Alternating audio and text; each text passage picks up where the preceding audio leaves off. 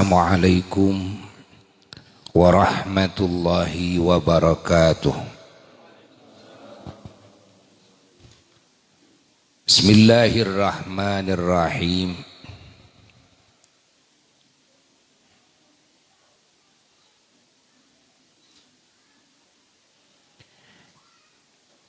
Alhamdulillahi rabbil alamin.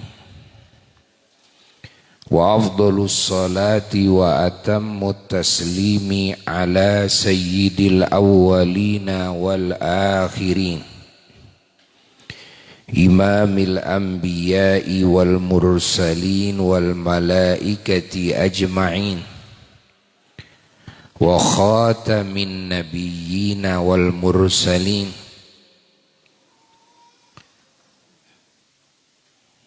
Sayyidina wa nabiyyina wa habibina wa syafi'ina wa qurrati a'yunina Muhammad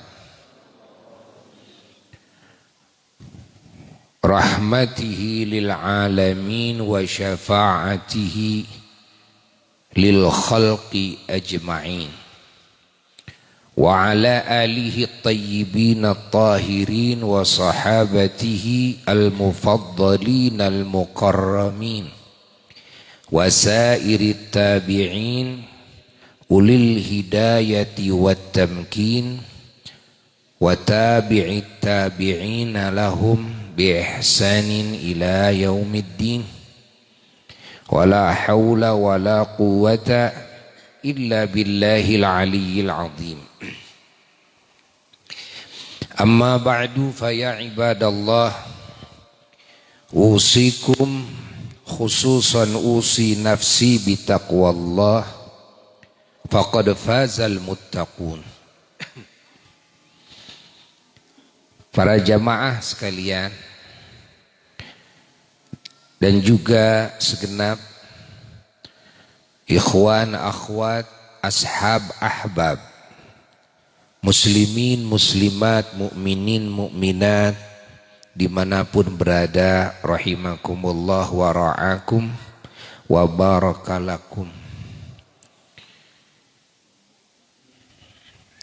Terkhusus keluarga besar Masjid Jami Baitur Rahim, Baitur Rahim, Komplek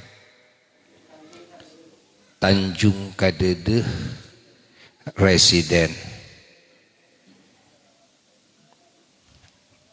Kecamatan Tanjung Sari, Sumedang.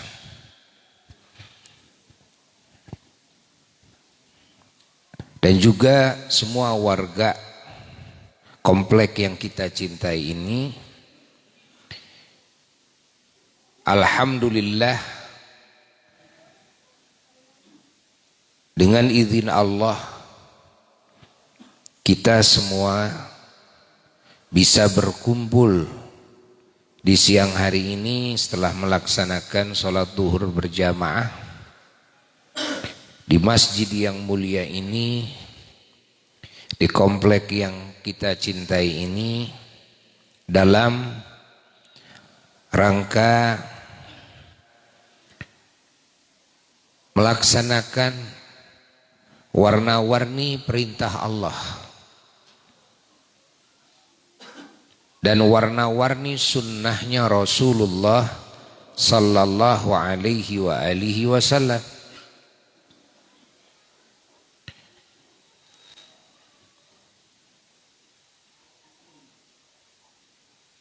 Yang mana tiada yang kita harap kecuali ridhonya, ridha Allah, ridha Rasul sallallahu alaihi wasallam. Dan juga kita berharap segala kebaikan dari Allah, kasih sayangnya, barokahnya, cintanya, hidayahnya, taufiknya, pertolongannya, nikmatnya, keselamatan, kebahagiaan, kemuliaan, keuntungan, baik di dunia maupun di akhirat.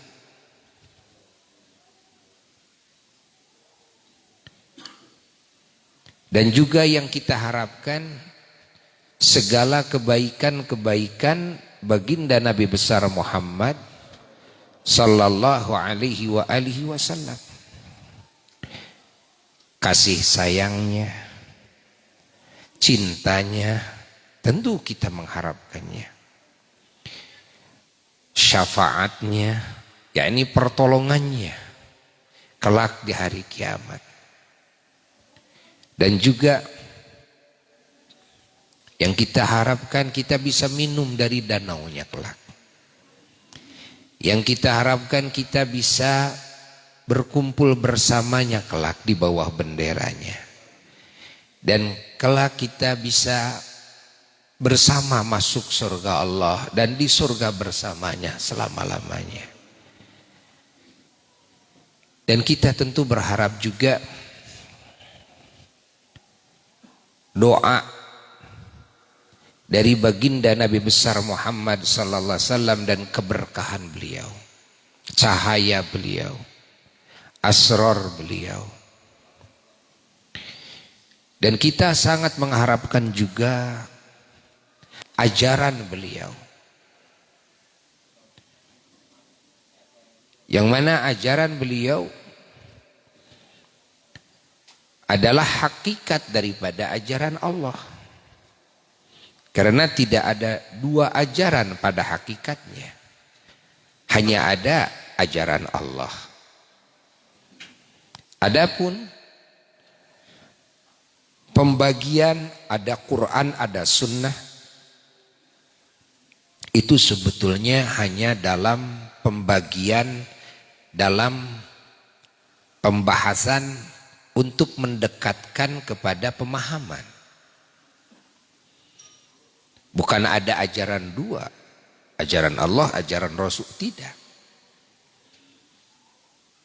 Nah, untuk pembahasan, untuk mendekatkan kepada pemahaman, maka dibagi menjadi dua. Satu Al-Quran, dua sunnah. Nah, sunnah ini bukan merupakan ilmu yang terpisah dari Al-Quran. Sunnah ini merupakan syarah penjabaran, kan? Mana-mana Al-Quran yang terselubung dalam Al-Quran yang masih tertutup, tidak bisa diketahui oleh manusia, tidak bisa diketahui oleh bangsa jin, kan? Yang hanya bisa mengetahuinya hanyalah para utusan Allah. Kalau para utusan Allah bisa memahami kepada semua makna wahyu Tuhannya, maka disinilah kita tahu bahwa salah satu tujuan diutusnya para rasul, utusan-utusan Allah, salah satunya adalah agar ada penerjemah yang lengkap, ya kan? Agar ada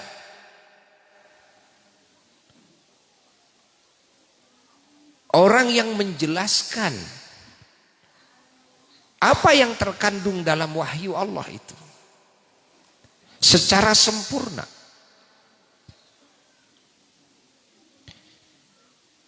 Lalu diantaranya lagi tujuannya para rasul diutus oleh Allah adalah agar semua rasul itu menjadi uswah hasanah, menjadi tauladan. Karena kita manusia butuh contoh dari yang sejenis. Kalau contoh dari yang beda jenis tidak akan bisa. Kalau rasul dari jenis malaikat gitu kan, susah kan. Maka Allah Subhanahu wa taala mengutus para rasul dari jenis manusia semua.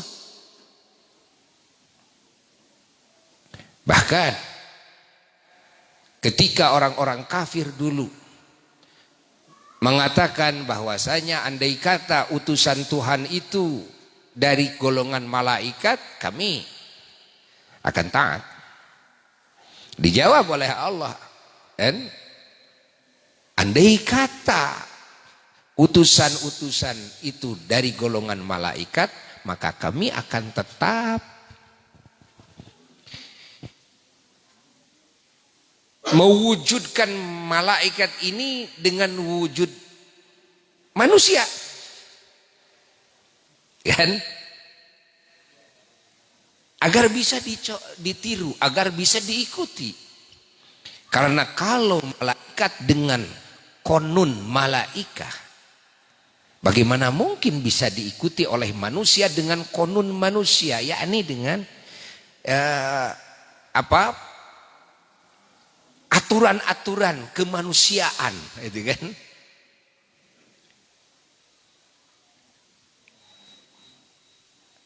Maka utusan Allah dari manusia dipilih oleh Allah. Dan untuk menjadi utusannya, untuk apa? Tadi yang satu, untuk mengungkap makna-makna Quran yang dikehendaki oleh Allah. Kan? Quran itu tibyanan likulli syai, disebutkan oleh Allah dalam wahyunya. Bahwa Quran itu di dalamnya penuh dengan penjelasan terhadap segala perkara. Tapi ternyata kita manusia tidak mampu mengungkap, kan, seluruh penjelasan bagi segala perkara untuk dijadikan, kan, hidayah, petunjuk bagi kita dalam segala sendi kehidupan. Dan fahami oleh kita. Maka pantas kalau ada orang yang berkata karena kebodohannya, ya kan? Maaf, ini karena kebodohannya. Ada yang berkata bahwa semua yang dijalankan dalam syariat Islam ini tidak semuanya ada dalam Quran. Contoh, Allah tidak menyebutkan bilangan rakaat sholat umpamanya. Subuh 2 umpamanya, kan? Atau asar 4, duhur 4, maghrib 3, isya 4 umpamanya. Kan? Atau jumlah sholat tahajud dan sebagainya. Nah, kita cari. Begitu kita cari, kita tidak menemukannya. Nah, karena kita tidak menemukannya, kadang kita tidak jujur. Tidak jujur bagaimana? Kita sebut tidak ada. Padahal tidak semua yang tidak kita temukan tidak ada. Kan?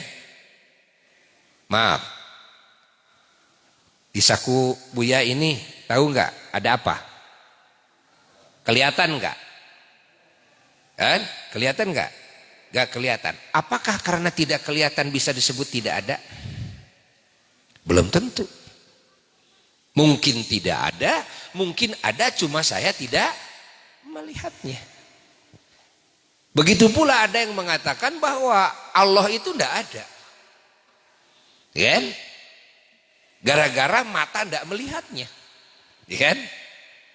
Padahal kalau ditanyakan lagi kepada dia, ini gelas ada nggak? Meja ada nggak?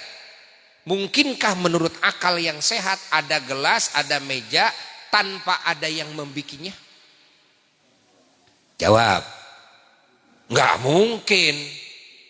Artinya pasti menurut akal, pasti ada yang bikinnya. Pernah lihat yang bikinnya? Lalu karena tidak pernah melihat, apakah bisa mengatakan tidak ada? Tidak juga. Tidak juga. Pahami oleh kita. Yang tidak kita temukan menurut anggota alat pendeteksi yang ada di tubuh kita, belum tentu itu tidak ada. Pahami? Dan yang kita tidak menemukannya menurut pengetahuan kita pun belum tentu itu tidak ada pada hakikatnya.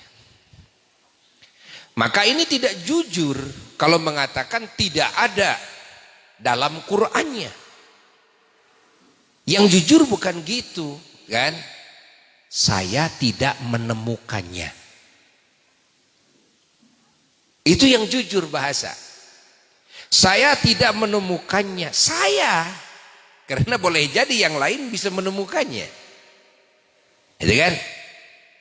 Contoh, seperti dalil maulid Nabi, ya, mengagungkan merayakan kelahiran Kangjeng Nabi Muhammad sallallahu alaihi wasallam. Ada yang mengatakan, oh tidak ada dalam Qur'annya, tidak ada dalam hadisnya. Maka Buya sering memberikan nasihat kepada saudara-saudara Buya yang berani mengatakan begitu. Sebaiknya kita jujur. Jujur bagaimana? Begini bicaranya, kan? Setelah kita cek dari awal sampai akhir makna Quran, setelah kita cek dari awal sampai akhir makna semua hadis-hadis Nabi, baik yang sahih mutawatir maupun yang sahih yang tidak mutawatir maupun yang hasan, derajat hadisnya maupun yang dhaif, gitu kan? Maka saya tidak menemukannya. Ini jujur, saya tidak menemukannya, nggak tahu yang lain. Ya kan? Nah, pahami oleh kita. Biar sering memberikan nasihat seperti ini agar kita selamat. Kita menjadi orang jujur, karena kalau kita katakan tidak ada, belum tentu. Apa yang tidak kita ketahui itu tidak ada. Sekarang contoh kecil saja. Mari kita contoh kecil. Buya mau tanya kepada semua umat Islam, apakah kelahiran Nabi Muhammad sallallahu alaihi wasallam itu anugerah atau bukan? Pasti semua mengatakan apa? Anugerah. Kan? Karena segala kebaikan, apalagi yang menyangkut dengan urusan agama, menyangkut dengan urusan hidayah, menyangkut dengan urusan ilmu Quran dan sunnah, kan? Menyangkut dengan urusan ilmu akidah, ilmu tazkiyatun nafs, ilmu syariah, yang menyangkut dengan pengetahuan yang sakral dan pengamalan-pengamalannya, yakni amal soleh, al-akhlakul karimah, niat-niat yang agung, ucapan-ucapan yang mulia yang disebut kalimat thayyibah, yang mana ini menjadi wasilah keselamatan manusia dan bangsa jin bagi yang mengamalkannya, dan kebahagiaan mereka dan kemuliaan mereka, keuntungan mereka dari dunia sampai surga dan abadi di surga, bisa bertemu dengan Allah ketika sudah jadi ahli surga. Selamat dari api neraka, selamat dari segala bencana pada hari kiamat, selamat dari segala siksa di kubur, dari segala fitnah kubur, kan? Dari pertanyaan malaikat munkar nakir di kubur. Bahkan di dunianya yang menjalankan ajaran Allah dan Rasul dengan benar, maka hatinya akan selamat, jasadnya akan selamat, kan? Pangkatnya akan selamat, kan? Kehormatannya selamat, harta bendanya selamat, keluarganya selamat, segala sesuatunya selamat. Di samping selamat, hatinya akan bahagia dan akan terhormat, akan mulia. Ini di dunia. Kenapa? Karena Nabi dan Allah dan Rasul SAW mengajarkan keselamatan, dengan keselamatan hati, keselamatan badan, keselamatan, kan? Harta, keselamatan kehormatan, keselamatan akal, kan? Masya Allah. Bayangkan tuh, ini Islam diturunkan. Ada tujuannya. Tujuannya adalah justru untuk menjaga. Menjaga apa? Menjaga agama kita. Menjaga apalagi akal kita. Menjaga jiwa raga kita. Menjaga kehormatan kita. Dan menjaga harta benda. Artinya kita itu siapa? Manusia semuanya. Karena Muslim duduk di mana saja, walaupun di lingkungan orang-orang yang tidak beriman sama sekali, ya kan?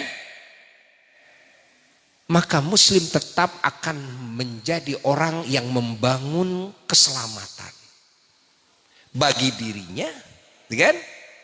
Bagi agamanya, bagi akalnya, bagi kehormatannya, bagi keluarganya, bagi harta bendanya, dan juga membangun keselamatan bagi yang lain. Itu pasti. Kan? Itu pasti. Maka dalam ajaran Allah dan ajaran Rasulullah sallallahu alaihi wasallam, ya, kita diajarkan membangun keselamatan. Ya. Kita diajarkan membangun kedamaian. Kita diajarkan membangun keamanan.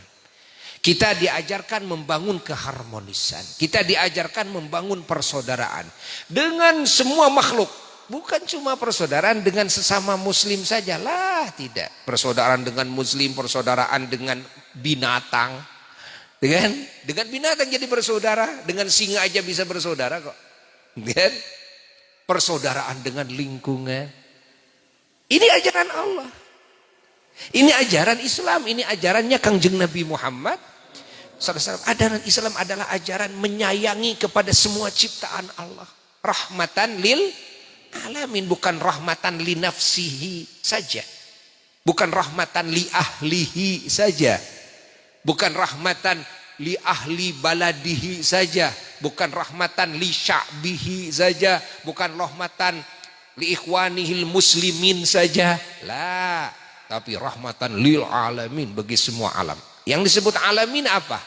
Pokoknya masiwallah fahuwal alam. Definisi alam itu selain Allah namanya alam. Artinya alam itu adalah semua makhluk. Kata lain, alam itu semua makhluk. Ini alam. Nah, jadi dididik menyayangi semuanya. Allah. Sehingga kita tidak boleh menyia-nyiakan rizki. Namanya tabdzir. Kenapa? Karena itu menunjukkan bahwa kita tidak menyayangi rizki. Ya kan? Orang tua kita mengajarkan kalau ada makanan jatuh, ambil. Ya kan? Selama bisa diselamatkan, selamatkan. Artinya kita harus menyayanginya. Kalau kita sia-siakan berarti kita tidak sayang loh kepada rizki. Yang dikhawatirkan, man la yarham la yurham. Siapa yang tidak sayang, maka dia tidak akan disayang. Kalau kita tidak sayang sama rizki, maka rizki tidak akan sayang sama kita. Akhirnya kita kesulitan. Rizki jadi kurang. Rizki jadi hilang. Gara-gara apa? Gara-gara kita menyia-nyiakan rizki. Tidak ada sayang kepada rizki. Allah. Kita harus sayang kepada air. Kan? Sehingga mata air, solokan harus betul-betul dijaga. Harus betul-betul dijaga. Kan? Kita harus sayang sama air. Harus selalu bersih itu air. Agar bisa diminum. Bisa dipakai untuk bersuci. Kan? Allah, kan? Ini bentuk sayang kepada air. Bayangkan, kan? Kita harus sayang sama udara. Jangan sampai udara ini kotor, kan? Jaga, kan? Kita harus berpikir, apalagi kita umpamanya jadi penguasa, kita harus mampu menghasilkan solusi agar udara ini tetap utuh. Kita harus sayang sama udara. Allah. Kita harus sayang sama tanah. Kita harus sayang sama lingkungan. Jangan dikotori. Kan? Jangan dijadikan tempat wabah penyakit. Jangan dijadikan tempat bencana. Akhirnya jadi banjir. Gara-gara apa? Gara-gara kita tidak mengindahkan tempat kita sendiri. Tidak mengindahkan solokan kita sendiri. Tidak mengindahkan jalan kita sendiri. Enggak ada sayang kepada lingkungan. Agama Islam itu rahmatan lil alamin, bayangkan. Harus bersyukur kita jadi muslim. Mendapatkan ajaran yang Masya Allah menjadi rahmat bagi semua alam semesta. Kan? Bagaimana mungkin muslim jadi teroris? Bagaimana mungkin muslim jadi punya sifat radikalisme? Ya kan? Maka sifat radikalisme, sifat terorisme itu semuanya lahir bukan dari Islamnya, tapi dari individu dirinya. Pahami?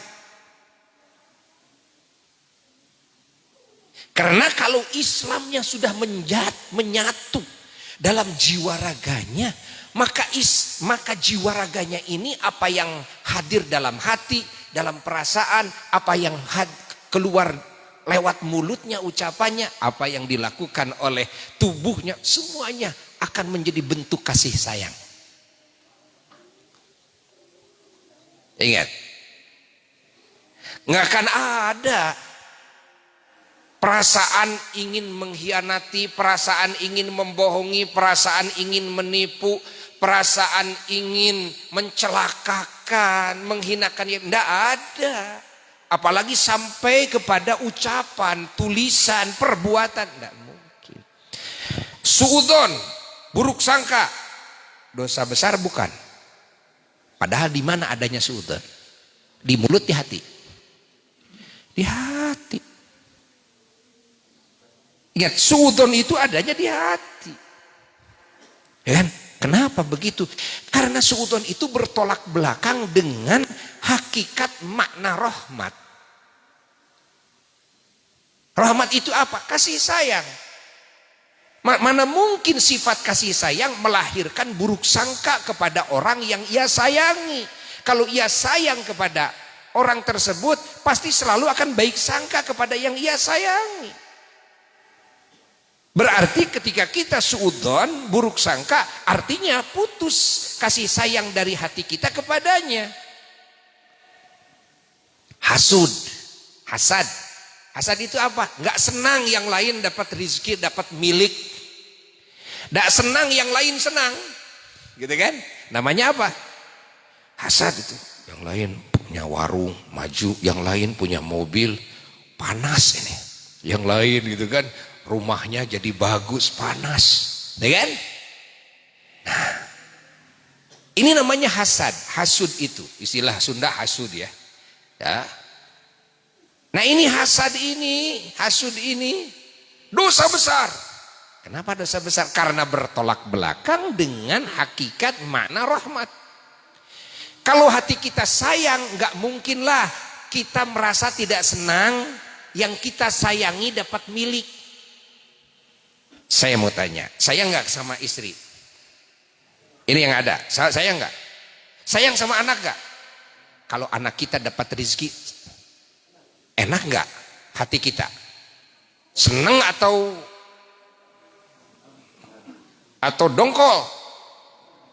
Ya seneng. Kenapa senang? Karena di hati kita ada sayang. Lalu kalau melihat yang lain maju, naik pangkat dan sebagainya, hati kita tidak senang. Adakah sayang di hati kita kepadanya? Tidak mungkin. Ini bertolak belakang. Makanya segala yang bertolak belakang dengan hakikat rahmat, rahmat itu kasih sayang, kan? Itu menjadi dosa besar, bukan dosa kecil, bayangkan. Dosa besar. Allah. Kita merasa lebih daripada yang lain. Kita sombong kepada yang lain. Yang lain dianggap cetek, remeh. Dosa kecil, dosa besar. Dosa besar, takabur, dosa besar. Kenapa? Sebetulnya masalahnya karena bertolak belakang dengan hakikat rahmat. Ya? Masya Allah. Kan? Dengan hakikat rahmat. Kalau orang sayang itu di hatinya, dia akan merendah. Ingat, kita sebagai orang tua saking sayang sama anak kita, kan? Berani cebokin anak gak? Berani? Megang kotoran anak, tinja anak berani? Masalah bukan? Ada ganjelan di hati bukan? Merasa terpaksa tidak? Artinya kita siap hina. Siap hina. Allah. Padahal itu anak kecil, tapi kita siap hina. Padahal kita sudah punya pangkat. Mungkin pangkat kita jenderal, mungkin pangkat kita itu kan, umpamanya pejabat tinggi dan sebagainya. Kita sudah punya gelar, mungkin gelar kita profesor dan sebagainya. Namun yang namanya ibu kepada anaknya, bapak kepada anaknya, anaknya pipis, anaknya BAB, bawa ke air, digendong, kan? Lalu dicebokin, tidak pernah mengatakan jijik atau merasa jijik lah, tidak. Anak sakit ditungguin dan sebagainya. Artinya kita siap hina, kan? Tidak merasa sombong. Kalau sombong mana mungkin mau cebokin anak, megang tinjanya, tidak mungkin lah, kan? Makanya takabur itu dosa besar. Allah, bayangkan nih, itu baru di hati. Bagaimana kalau diucapkan, dosa besar lagi. Jadinya ada fitnah, jadinya ada gibah, jadinya ada mencaci, menghina dengan ucapan, dengan tulisan, kan? Dilakukan oleh badan, jadi memukul, menampar, menendang, sampai membunuh, dan sebagainya. Itu semua jadi dosa besar. Asalnya kan dari hati asalnya. Kenapa berani melakukan itu? Karena di hati tidak ada rahmat Allah. Sementara ajaran Islam, ajaran rahmatan lil alamin. Wa ma arsalnaka illa rahmatan lil alamin.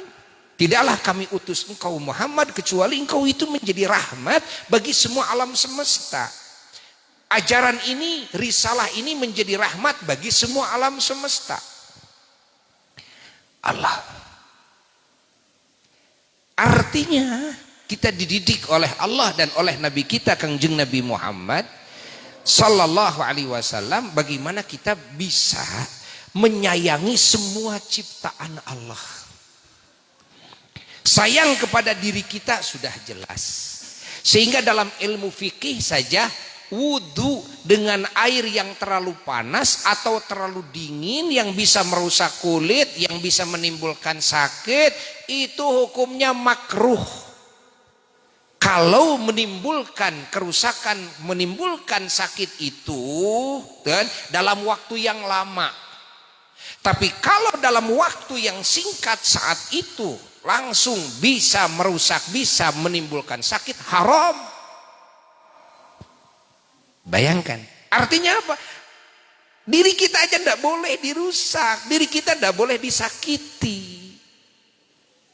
Menyakiti diri sendiri itu tidak boleh, karena ajaran Islam ajaran untuk kesehatan. Menyehatkan kita, menyehatkan yang lain. Menguatkan kita, menguatkan yang lain. Menyelamatkan kita, menyelamatkan yang lain. Bunuh diri hukumnya dosa kecil, dosa besar. Dosa besar kalau bunuh orang lain. Dosa besar juga. Kenapa begitu? Kan? Karena ajaran Islam ini ajaran rahmat. Sayang. Sayang kepada diri kita. Kita harus menyayangi diri kita. Ajaran Islam ini bukan ajaran mematikan, tapi ajaran menghidupkan. Dicatat nih. Ajaran ini bukan ajaran mematikan, tapi ajaran menghidupkan. Yani membangun kehidupan hayatan thayyibah, kehidupan yang baik. Urusan mematikan jangan kita, itu mah urusan Allah. Kita mah ditugaskan untuk membangun kehidupan, membangun keselamatan, membangun kesehatan, membangun keamanan, membangun kan kedamaian, membangun Masya Allah, keuntungan, membangun kebahagiaan, membangun kecerdasan, membangun keterdepanan, membangun kemuliaan, keterpujian, Masya Allah, kewangian, kesucian, subhanallah, membangun kesempurnaan. Itu ujungnya.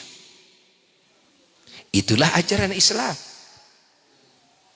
Itulah ajaran Islam. Maka kita sangat setuju kalau ada aturan pemerintah ya, yang kan, menolak, memerangi dan faham atau ajaran atau kan, manhaj kalau dalam istilah bahasa Arab kan, yang radikal. Istilahnya radikalisme kan. Sangat setuju. Karena ini bertolak belakang dengan hakikat ajaran Islam. Apalagi terorisme, kan? Pahami oleh kita. Ajaran Islam adalah ajaran yang sempurna. Walaupun kita sebagai muslim tidak sempurna, tapi ajarannya sempurna. Ajarannya sempurna. Catat oleh kita semua. Ya. Allah, Allah, Allah, Allah, Allah. Maka segala yang merugikan, segala yang merusak, ingat, segala yang menakutkan, segala yang menghinakan, merendahkan, segala yang mencelakakan, kan?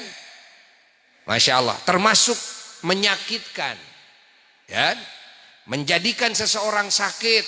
Nah, ingat, sampai mematikan, itu semuanya diharamkan dalam Islam oleh Allah, oleh Rasulullah SAW karena bertentangan dengan hakikat rahmat ini. Allah dan Nabi yang menjadi rahmatan lil alamin, kalau nabinya tidak lahir, akan terbukti enggak? Ayo jawab. Akan terbukti enggak? Enggak ada. Ini ajaran Islam yang agung ini, kalau nabinya tidak lahir akan ada enggak? Iman, Islam, ihsan, Quran akan diturunkan enggak? Sunnah akan ada enggak? Enggak akan ada.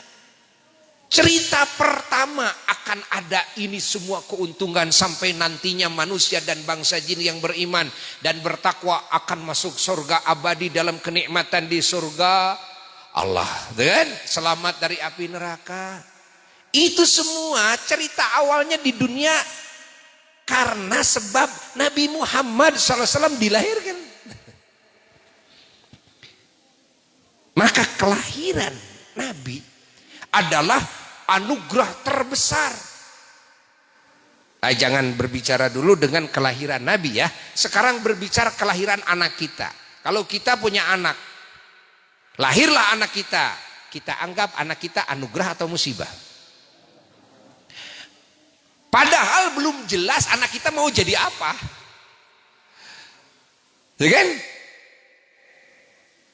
Dan tidak mungkin anak kita jadi nabi, jadi rasul. Tidak mungkin, gitu kan? Ini anak kita jadi apa aja nggak jelas. Tapi kita semua memandang anugerah di saat itu karena kita tidak tahu bahwa kelahiran anak kita ini adalah anugerah. Kita punya rumah, anugerah nggak? Atau musibah? Walaupun belum lunas. Ini di sini kan rata-rata di komplek ya berhutang semua ya. Iyalah, kan? Tapi tetap walaupun kita itu berhutang, kita bisa berhutang aja anugerah, coba. Jelas nggak? Oke. Ya, coba kita teruskan. Ukur punya rumah, bagus nggak atau jelek? Sesuai gak dengan ajaran Islam atau tidak?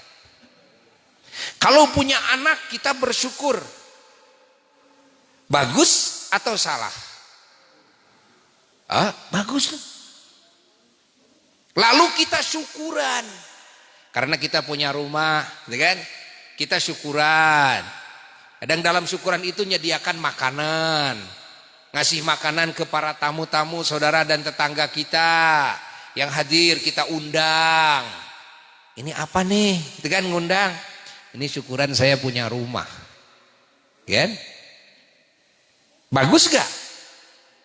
Ada yang nyembelih kambing, ada yang nyembelih sapi. Demi apa? Demi menyuguhi para tetamu. Masya Allah, kan? Bagus gak? Bagus. Tempatnya dihias, tempatnya dibagus-bagus. Demi menghormati para tamu, kan? Diwangikan. Menurut pandangan Islam, kita ini umat Islam umpamanya, kan? Bagus gak kira-kira? Bagus. Kalau menurut pandangan non-muslim, agama yang lain, kira-kira bagus gak? Hah? Ayo tanya. Kira-kira menurut orang Hindu, orang Buddha, kalau punya rumah syukuran. Kira-kira bagus gak menurut mereka? Tidak pernah kita temukan kalau kita telusuri yang punya agama, yang tidak punya agama, yang punya agama apa saja. Kalau punya anak dianggap musibah. Kalau syukuran dianggap salah. Kalau punya rumah dianggap musibah. Kalau syukuran salah. Tidak pernah terjadi. Semua agama sepakat. Ya kan? Catat nih. Ini kan belajar memahami Maulid Nabi. Ya kan? Dengan cara membuka pemikiran dengan tamsil perumpamaan yang gampang dicerna. Kalau main hadis ribet nanti. Main Quran ribet gitu kan? Ini yang gampang dicerna saja. Oh, menurut semuanya bagus kok. Kita syukuran dan sebagainya. Bahkan ada yang jadi ketua RT, syukuran. Ya kan di kampung beda, ya dengan ketua RT di komplek udah beda tuh nilainya. Ya kan? Udah bukan daun kawung lagi. Ya enggak? Apalagi di wilayah pabrik-pabrik gitu kan. Oh itu mah bisa berebut tuh jadi ketua RT juga. Kalau di kampung mah Pak Embung-embung. Ya kan? Bener enggak? Kenapa? Enggak ada fulus. No fulus. Ya kan? Tapi kalau sudah di komplek mulai adalah pemasukan. Ada Pak RT, ada. Apalagi jadi Pak Lurah. Gitu kan? Kenapa banyak yang berebut ingin jadi lurah? Tong cekcok. Fulus. Kalau duitan aya nu hayang jadi lurah, sudi najis nih. Bener tanya. Sudi najis nih paksa di dongkrak ku halu 7 aing mah moal deuleu. Duitan mah moal. Bener. Kalau semakin tinggi fulusnya lebih gede, gitu kan? Nah catat. Maka kalau kita punya jabatan, taruh kita jadi lurah, dianggapnya oleh orang yang pingin jadi lurah, kita jadi lurah. Anugerah apa musibah? Jawab. Kalau kita ingin jadi kepala desa, lalu jadilah kepala desa, bahagia? Bahagia. Karena kita menganggap jadi kepala desa itu adalah anugerah apa musibah. Lalu setelah itu syukuran.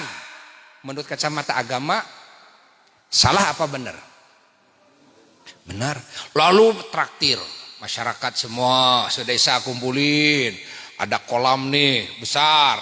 Lalu diisi dengan ikan 10 ton. Silahkan usep. Sodakoh nih, kan membahagiakan semua rakyat. Kira-kira menurut Islam bagus gak? Menurut agama lain bagus juga. Kenapa menjadi bagus syukuran itu? Karena itu adalah cara menyikapi anugerah. Setiap muslim yang dikasih anugerah oleh Allah, maka ada kewajiban muslim itu merasa bahagia, kan? Ingat, atas karunia Allah. Lalu bersyukur kepada Allah. Ya kan? Lalu setelah itu rasa syukur ini dilampiaskan dengan melakukan kebaikan, ngumpulin orang, bikin kebaikan kepada yang lain. Nah, ini menurut Islam benar. Ayat Qur'annya jelas, oh jelas, la in syakartum la azidan. Nah, jelas, fadkuruni adzkurkum washkuruli wala takfurun. Jelas perintah syukur. Kan? Pahami oleh kita. Perintah harus bahagia menyikapi anugerah. Jelas perintah Allah. Lihat dalam Quran, dalam surat Yunus, Allah Ta'ala berfirman, a'udzubillahi minasyaitonirrajim, bismillahirrahmanirrahim, qul bifadlillahi wa birahmatihi fabidzalika falyafrahu huwa khairum mimma yajma'un. Maknanya wallahu alam bimuradi bidzalik. Katakan oleh engkau Muhammad sallallahu alaihi wasallam, katakan kepada manusia, kepada bangsa jin, kepada umatmu, katakan begini yang harus dikatakan. Bifadlillahi, hei manusia, hei bangsa jin, hei umatku, bifadlillahi, dengan karunia Allah, wa birahmatihi, dan dengan rahmat Allah, fabidzalika, maka dengan itu, falyafrahu, semua harus merasa bahagia. Jadi merasa bahagia ketika mendapat karunia Allah dan ketika mendapat rahmat Allah, itu diperintah oleh Allah dengan dalil Quran. Punya anak bahagia, ya bahagianya juga diperintah kok, dapat pahala. Baru bahagia udah dapat pahala, gitu kan? Punya rumah bahagia, gitu kan? Nah, hidup sehat bahagia, tuh selamat, bahagia, segalanya harus disyukuri. Segalanya harus disikapi dengan rasa bahagia. Fahami oleh kita. Semuanya ada perintah Allah. Nah, tinggal begini sekarang, ayo kita perbandingkan antara lahir anak kita dan lahir Nabi. Apakah lahir anak kita bisa menyamai nilai anugerah lahirnya Nabi? Kalau ditimbang sekarang, semua anak yang dilahirkan di muka bumi ini dari zaman Nabi Adam sampai hari kiamat, bandingkan dengan nilai lahirnya Kangjeng Nabi Muhammad SAW, kelahiran semua yang lahir ini, bisakah dibandingkan, disejajarkan dengan nilai, Masya Allah, besarnya anugerah kelahiran Nabi kita? Gak akan ada. Gak akan ada. Kelahiran siapapun yang nilainya kan bisa menyamai nilai kelahiran Kangjeng Nabi Muhammad SAW, tidak akan ada. Jadi benar kalau kita menyikapi bahwa kelahiran Nabi itu anugerah, benar. Anugerahnya kecil apa besar? Anugerahnya besar apa terbesar? Terbesar. Oke. Sekarang kalau sudah paham, kan? Bagaimana kalau kita mensyukuri kelahiran Nabi? Jawab. Kita syukuri kelahiran anak kok. Kita syukuri punya rumah kok. Undang tetangga, adakan acara kumpulan, ya kan? Ceritakan oleh kita nikmat yang Allah berikan kepada kita, karena diperintah oleh Allah, wa amma bi ni'mati rabbika fahadits. Adapun kepada nikmat Tuhanmu wahai Muhammad, fahadits, bicarakan. Maka Nabi selalu membicarakan nikmat kepada para sahabatnya, kepada keluarganya, yang dibicarakan nikmat Allah. Jadi membicarakan nikmat yang Allah berikan kepada kita, itu diperintah oleh Allah. Berarti amal soleh. Bahagianya hati kita amal soleh. Kalau kita mengadakan syukuran, nyembelih domba, nyembelih sapi, ada yang mau bikin makanan, dihias tempatnya demi menghormati para tamu yang hadir, kasih minyak wangi. Ini apa nih? Syukuran atas kelahiran Nabi kita semua. kelahiran Kangjeng Nabi Muhammad sallallahu alaihi wasallam. Ini yang enteng saja, yang enteng tadi aja kelahiran anak kita semua anggap baik kok syukuran. Kenapa tiba-tiba kalau mensyukuri kelahiran Nabi Muhammad anggap bid'ah dolalah? Kan ini tidak masuk akal. Ini tidak masuk akal. Loh, kenapa kelahiran anak saya yang belum jelas, kan? Nanti jadi apa? Kan? Kita syukuri kok. Kita nyembelih sapi kemarin, kan? Kita takdir tetangga kita semua, kita hias tempatnya juga. Dan itu dianggap oleh agama manapun baik. Kenapa tiba-tiba mensyukuri kelahiran Nabi sendiri? Yang waduh nilai, Masya Allah keanugerahannya tidak ada yang bisa membandingi dari semua yang lahir di muka bumi ini. Catat. Ya kan? Jadi sebetulnya perayaan Maulid Nabi itu syukuran kelahiran Nabi. Dengan sebab Nabi dilahirkan, lahirlah ajaran yang agung yang menjadi sebab keselamatan kita di dunia dan di akhirat. Kalau kita selamat karena Nabi. Kalau kita masuk surga sebab Nabi. Kalau kita jadi orang soleh sebab Nabi. Kalau kita jadi ulama, jadi wali sebab Nabi. Kalau kita mati syahid sebab Nabi. Kalau kita mati husnul khotimah sebab Nabi. Kalau kita selamat dari api neraka, dari siksa kubur sebab Nabi. Kalau di dunia selamat, bahagia, mulia, terhormat ya sebab Nabi. Sebabnya tetap Nabi, hakikatnya dari Allah. Jelas? Ini berbicara sebab, kan? Hakikat dari Allah, dan Maulid itu bersyukur kepada siapa? Kepada Allah. Bukan cuma mengingat Nabi saja. Kan? Lalu dibicarakan tentang nikmat ini, membicarakan bagaimana keagungan kelahiran Nabi, ceritakan, tambahin dengan menceritakan akhlak Nabi, kerasulannya, nasihatnya dan sebagainya, itu kan? Ini namanya menceritakan nikmat. Wa amma bi nikmati rabbika fahadis. Nah, kitab Maulid itu adalah sedang menjalankan perintah Allah, wa amma bi nikmati rabbika fahadis, karena kitab Maulid itu membicarakan tentang keagungan Nabi, kelahiran Nabi, kerasulannya, itunya, ininya. Artinya menceritakan nikmat. Ini dalilnya Quran jelas kok. Ya kan? Tapi menurut sebahagian dikatakan tidak ada dalam Qur'annya. Maaf, makanya Buya sering katakan ulama dari masyrik sampai maghrib mengatakan bagus. Hatta Ibnu Taimiyah dalam fatwanya, kalau niatnya bagus dan bersih dari apa yang diharamkan di sana, itu tidak dapat pahala. Ini Imam Ibnu Taimiyah mengatakan begitu. Hatta Imam Ibnu Katsir, sang penyusun tafsir Ibnu Katsir, bikin kitab Maulid. Ini Imam Ibnu Katsir bikin kitab Maulid. Allah. Dan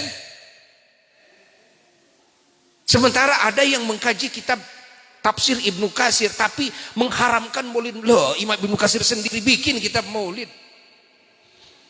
Cuma sayangnya di Indonesia tidak biasa kalau baca kitab maulid, yang dibaca tidak biasa karangan Imam Ibnu Katsir. Bahkan bukan cuma Imam Ibnu Katsir bikin kitab maulid, Imam Ibnu Hajar, ya, ahli hadis itu kan bikin kitab maulid, dan banyak lagi. Cuma ditakdirkan oleh Allah nih saat ini yang tersebar di Indonesia. Kalau di Mesir, kan?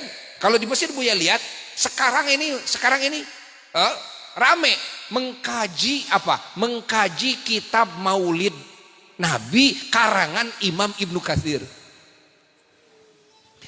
Allah. Catat nih oleh kita ini. Ahli tafsir Imam Jalaluddin As-Suyuti. Ahli tafsir, penyusun tafsir Jalalain. Allah, beliau membuat kitab tentang Maulid Nabi dan sebagainya, bagaimana hukumnya, bagaimana. Nah, jadi kalau dilihat dari sisi anugerah, maka merayakan Maulid Nabi adalah syukuran dilahirkan Nabi. Kan? Paham?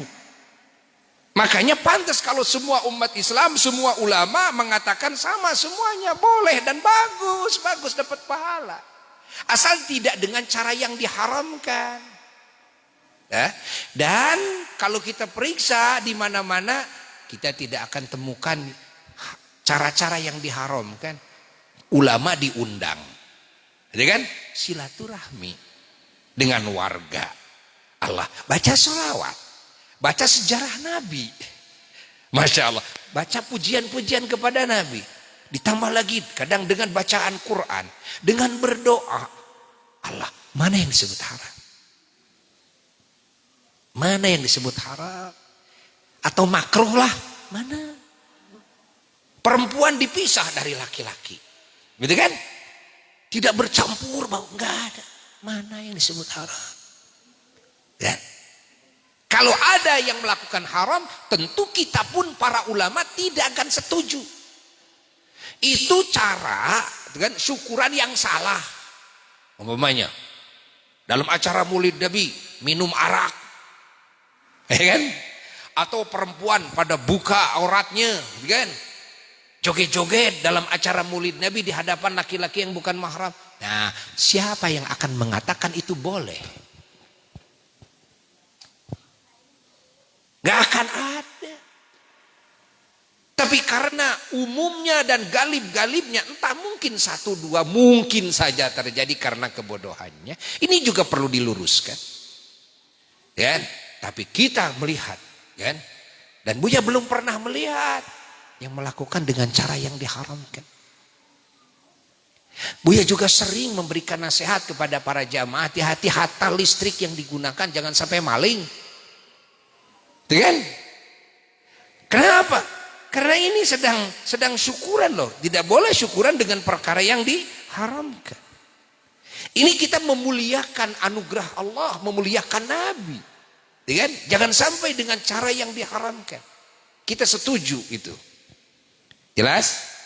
Nah, Allah. Lalu dalam hadis Nabi, hadisnya sahih. Sahih Muslim. Catat nih, hadis sahih Muslim. Rasulullah SAW tiba-tiba beliau diketahui oleh para sahabat melaksanakan saum tiap hari Senin. Terus dawam. Dan Kamis. Kan? Lalu ditanya oleh sebagian sahabat Nabi alasan saum hari Senin. Ini dalam hadis sahih Muslim ya. Ini sahih ini, awas. Kalau ada yang mengatakan dhaif, ini orang udah bener nih orang. Bagaimana Nabi menjawab? Nabi menjawab, dzaka yaumun wulidtu fihi. Dalam riwayat lain, huwa yaumun wulidtu fihi. Itu kan adalah hari dilahirkan aku. Nabi ditanya alasan Nabi saum, padahal Nabi bisa saja jawab begini, ya diperintah oleh Allah. Kita percaya enggak? Percaya kalau Nabi jawab begitu. Sudah, ini perintah Allah, saum hari Senin. Enggak. Itu jelas perintah Allah, karena Nabi tidak mungkin melakukan sesuatu amalan yang tidak diperintah oleh Allah. Ya kan? Itu jelas. Tapi Nabi alasannya tidak langsung atas perintah Allah. Nabi alasannya dzaka yaumun wulidtu fihi, itu kan hari di mana aku dilahirkan di hari tersebut. Makanya aku saum. Apa arti saumnya Nabi tiap hari Senin? Ternyata Nabi hari Senin, kan? Karena Nabi dilahirkan pada hari Senin. Artinya Nabi mengingatnya. Nabi merayakannya dengan saum. Nabi memuliakannya dengan saum. Nabi mensyukurinya dengan saum. Jadi saum ternyata bukan Nabi saja, tapi ternyata semua umatnya diperintahkan saum tiap hari Senin. Hukumnya sunnah, artinya semua umatnya agar selalu mengingat, memuliakan, mengagungkan, mensyukuri kelahiran beliau. Walaupun umatnya karena tidak ngaji tentang ini, kan, semua tidak ngeh. Bahwa saum hari Senin itu ternyata demi mengingat kelahiran Nabi, demi mensyukuri kelahiran Nabi, demi mengagungkan kelahiran Nabi. Nggak ngeh, karena memang nggak kenal kepada hadis ini. Jadi kata siapa Nabi tidak pernah mengagungkan dan tidak pernah mengingat kelahirannya? Ya kan? Ini hadisnya sahih. Bukan cuma dalam Sahih Muslim saja, riwayat Imam Ahmad juga ada tentang hadis ini. Allah. Dicatat nih oleh kita nih, catat. Kan? Catat. Jadi satu dari sisi mensyukuri anugerah, mendongeng-dongengkan nikmat, merasa bahagia ketika mendapatkan rahmat dan karunia Allah Jalla Jalaluhu wahdah. Nah, kalau kita hayati, kan? Ini sudah jelas kok, dalilnya terang sekali. Yang tidak ada penamaan Maulid Nabi. Kan? Penamaan Maulid Nabi dalam acara seperti ini. Nah, itu makanya Buya sering katakan, kalau kalian alergi dengan nama Maulidan, ganti sekarang, yuk kita kumpul syukuran atas dilahirkan Nabi. Sudah begitu. Karena dilahirkan Nabi adalah anugerah. Dongengkan sirah nabawiyah di sana. Bagaimana kronologis Nabi dilahirkan, bagaimana tanda keagungannya, bagaimana masa kecilnya, siapa kan orang tuanya, keturunan siapa Nabi itu, keturunan kabilah mana Nabi itu, kan sudah ada dalam sirah nabawiyah. Bagaimana di masa kecilnya, siapa yang ngurusnya, kan? Lalu sampai menjadi Rasul. Terus perjalanan dalam kerasulan sampai wafat selama 23 tahun menjadi Rasul, kan? Nah, silakan. Tidak dinamai Maulid Nabi juga tidak masalah. Yang jelas Buya ini berusaha dan ulama berusaha memahamkan umat Islam kepada arti Maulid Nabi, yakni arti muludan, lah gitulah. Oh, pantesan semua ulama sepakat dari masyrik sampai maghrib, hanya segelintir, kan, yang belum memahami. Yang ini Buya katakan belum memahami. Makanya Buya sering katakan jangan dikata tidak ada dalam Qur'annya, tidak ada dalam hadisnya. Paling kita mengatakan apa? Saya belum menemukannya. Itu jujur, kan? Saya belum menemukannya. Makanya orang yang mengatakan bahwasanya kan syariat Islam ini tidak semuanya ada dalam Quran, itu salah. Bukan tidak semuanya ada dalam Quran, karena Allah sudah menjelaskan dengan dalil yang jelas, tibyanan likulli syai'. Quran itu penjelasan bagi segala perkara, artinya segala perkara penjelasannya sudah ada dalam Quran. Kalau bagi kita masih belum jelas, bukan karena tidak ada, cuma karena kita gitu, kan? Maka disinilah diutuslah Rasul untuk apa? Untuk dengan mengeluarkan mana yang tidak bisa kita temukan, bukan yang tidak ada, yang tidak kita temukan karena ketidakmampuan kita, keterbatasan dalam kemampuan kita manusia. Hanya pangkat Rasul yang bisa mengungkapnya. Lahirlah sholat maghrib 3 rakaat, lahirlah sholat subuh 2 rakaat, lahirlah dan lahir semua kan ilmu syariat dari A sampai Z. Jelas? Faham? Sekali lagi itu kan.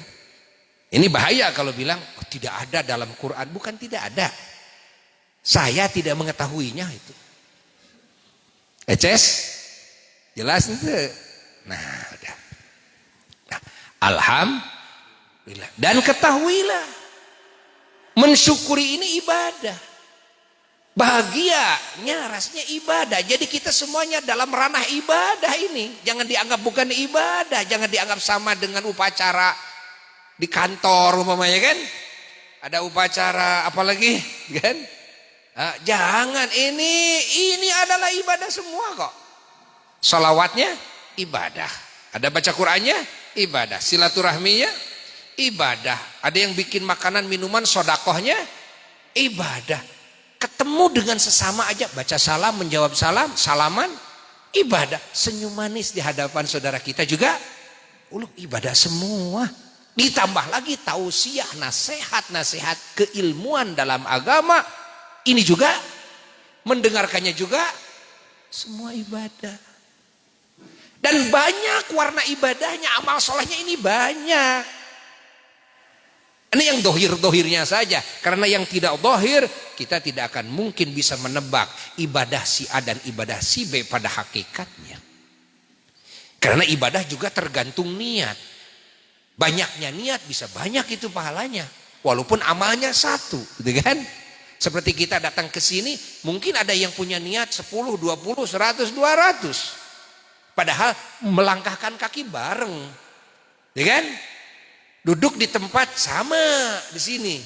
Tapi karena niatnya yang berbeda, bisa jadi ini nilai ibadahnya si ini nilainya 10, si ini 100, ini 1000, si ini, dan seterusnya.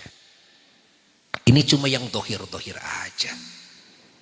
Nah, maka kita juga bersyukur kepada Allah ketika kita dihidayahi oleh Allah, ditaufiki oleh Allah, bisa melakukan amalan-amalan ibadah ini. Yaitu mensyukuri kelahiran Kangjeng Nabi Muhammad, mengagungkan kelahiran Kangjeng Nabi Muhammad, Allah, ya? Pahami kita, oleh kita. Lalu melakukan warna-warni amal saleh. Alhamdulillah, yakinkan dalam hati bahwa apa yang kita lakukan semuanya adalah amal saleh. Alhamdulillah. Cukup segitu dari Buya ya. Karena Buya akan terus lagi ke Banjaran sekarang ya. Mudah-mudahan kalimat ini manfaat ya, khususnya bagi yang ngomongnya, umumnya bagi siapapun yang menyimaknya, dan menjadi keberkahan bagi kita semua. Dan kita tutup dengan doa bersama. Allahumma salli ala habibika sayyidina Muhammad wa ala alihi wa sahbihi wa barik wa sallim radha'an jami'is sahabul qaraba wa tabi'in wa tabi'in lahum bi ihsanin ila yaumil amin ya rabbal alamin.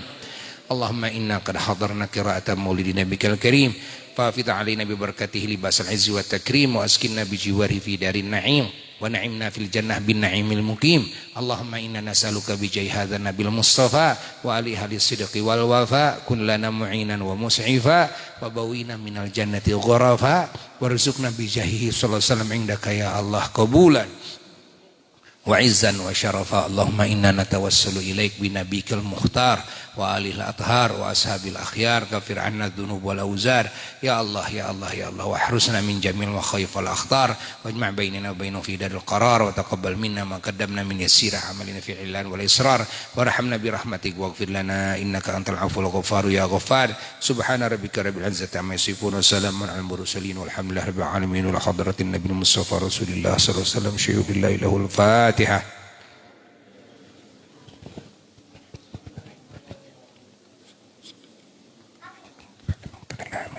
Sekian yang bisa Buya sampaikan. Mohon maaf dari segala kekurangan. Dan Buya mengundang kepada semua warga di sini tanggal 5 Desember sekarang pagi-pagi kita di pesantren Asy-Syifa wal Mahmudiyah di Simpang Pemulihan ya akan mengadakan yaitu syukuran atas kelahiran Nabi. Pagi-pagi tanggal 5 Desember hanya sampai zuhur. Diundang semuanya. Kasih tahu yang lainnya. Wassalamualaikum warahmatullahi wabarakatuh.